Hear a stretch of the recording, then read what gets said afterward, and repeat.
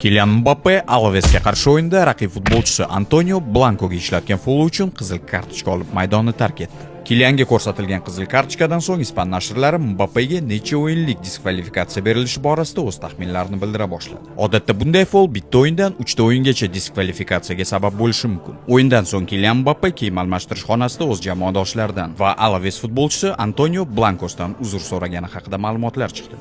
O'yinni boshqargan hakam Sotogrado bu vaziyat haqida o'z protokoliga nima yozgani bilan tanishib chiqamiz. O'yinning 38-daqiqasida 9-raqamli futbolchi Kylian Mbappe Lotin quyidagi sababga ko'ra o'yindan chetlatildi. To'p uchun kurash paytida raqib futbolchisining himoyalanmagan oyoq qismiga butsasining tagi bilan ortiqcha kuch ishlatgan holda zarba berdi. Kylian Mbappe La Liga doirasida Atletik Bilbaoga qarshi o'yinni o'tkazib yuborishi aniq. Tez orada Ispaniya futbol federatsiyasi qoshidagi intizom qo'mitasi Kylian Mbappe nechta o'yinga chetlatilgani borasida rasmiy ma'lumot berib o'tadi. Sizningcha Kylian Mbappe nechta o'yinga chetlatilishi mumkin?